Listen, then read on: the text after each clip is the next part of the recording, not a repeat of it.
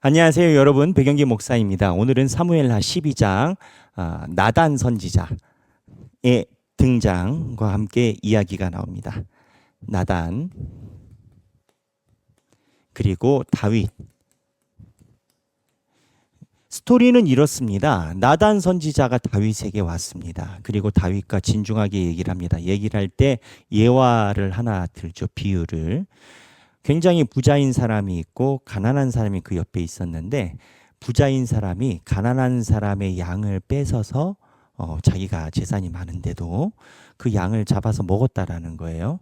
다윗이 이 이야기를 듣고 어떻게 반응하냐면 내가 그 사람을 분명히 잡아서 처단하겠다라고 이제 이야기를 합니다. 그랬더니 나단이 뭐라고 얘기를 하냐면 그게 당신이요 라고 얘기를 합니다. 그 다음에 다윗이 어떻게 되느냐, 다윗이 나단의 이야기를 듣고 무슨 소리인 줄 압니다. 그래서 다윗이 하나님 앞에 회개를 하고, 하나님께서 다윗이 회개하는 모습을 보시고 사해 주시겠다라고 약속은 하십니다. 하지만 다윗이 밧세바가 임신한 아이를 하나님께서 그 아이를 데려가겠다라고 얘기를 하시고, 그 아이가 죽어가는 날이 이제 다가옵니다. 아이가 아직은 생명이 붙어 있는 동안에는 다윗이 그 아이를 살리기 위해서 하나님께 식음을 금폐하고 기도를 합니다. 근데 하나님이 데려가십니다. 하나님이 데려가시고 난 다음에 다윗이 모든 것을 이제 내려놓고 하나님을 경배하고 나왔다. 이 내용이 되죠. 그 다음에 다윗이 하나님의 은혜로 아이를 낳습니다. 그 아이가 누구냐? 솔로몬입니다. 솔로몬을 낳게 되죠. 이게 이제 12장 전체적인 맥락 중에 하나입니다. 오늘은 12장 전부를 살펴보려는 게 아니고 12장 1에서부터 13절을 살펴보려고 합니다. 여기에서 다윗이 나단 선지자의 이야기를 들은 부분입니다. 부자가 있는데 옆집에 있는 양을 뺏었다. 그랬더니 다윗이 도대체 그 사람이 누구냐? 그런 사람 내가 가만두지 않겠다라고 해요. 이 장면, 다윗이 그 사람을 가만두지 않겠다. 이 장면, 여러분은 어떻게 보십니까? 다윗이 이 비유가 자기를 향해서 있다라는 것을 알았을까요? 저는 몰랐을 거라고 생각합니다. 모르니까 이렇게 과한 표현이 나왔겠죠.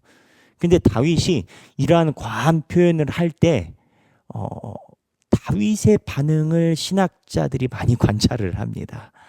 무슨 얘기냐? 다윗의 지금 과한 표현이 지금 문제가 있다라는 건데, 지금 어떠한 문제가 있냐면 문제 1입니다. 한 신학자의 표현을 그대로 제가 읽겠습니다.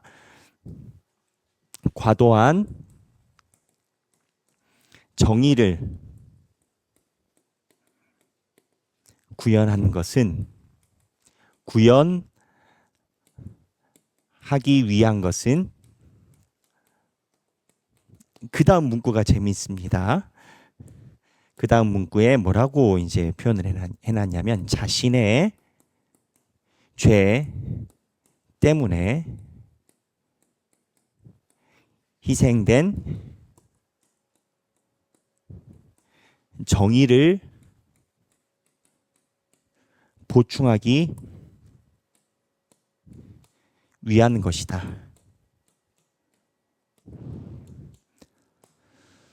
여러분, 이 내용이 무슨 내용인지 이해하십니까? 다 이해하시리라 생각합니다.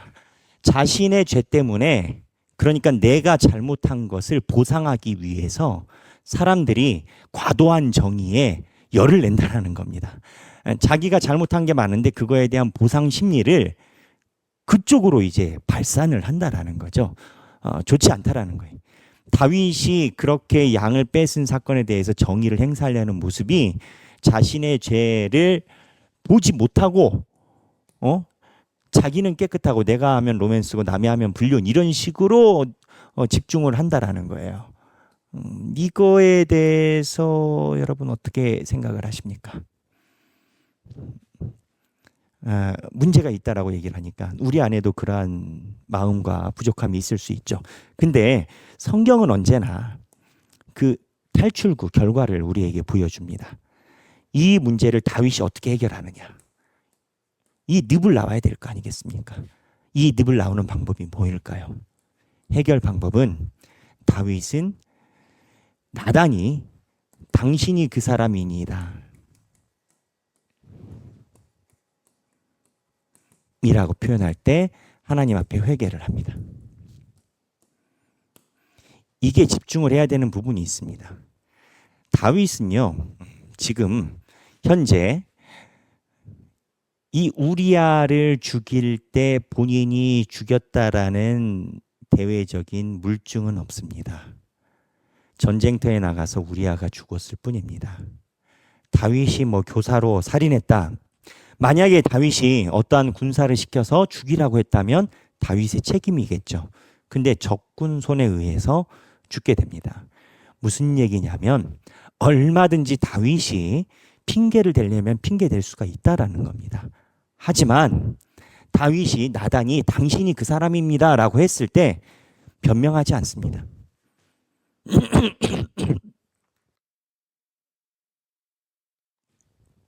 예, 죄송합니다.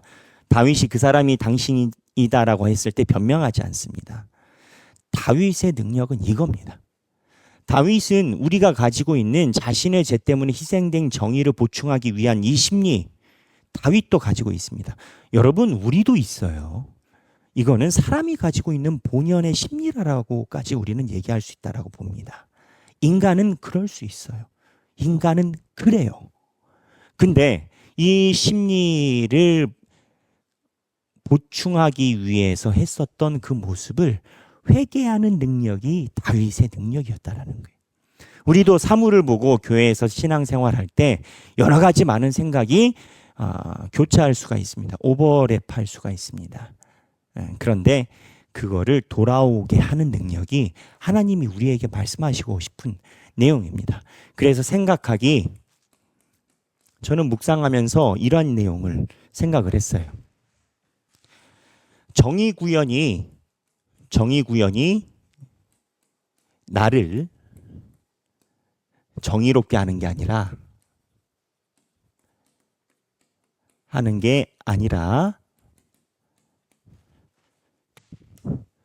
내 삶에 대한 회개가 나를 정의롭게 만든다.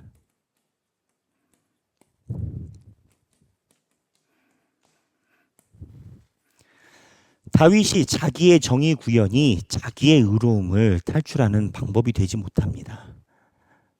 자신의 죄 때문에 희생된 정의를 보충하기 위한 노력이 자기를 의롭게 하지 않아요.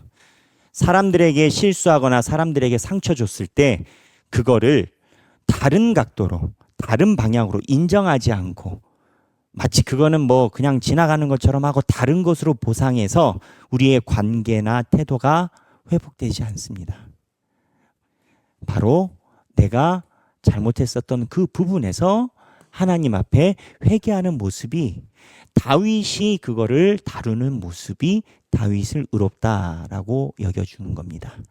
오늘 이 말씀 한번 묵상하시면서 행복한 성경 읽기 되시면 좋겠습니다. 오늘 12장 1절에서부터 13절 읽으시고 행복한 하루 되시길 바랍니다. 감사합니다.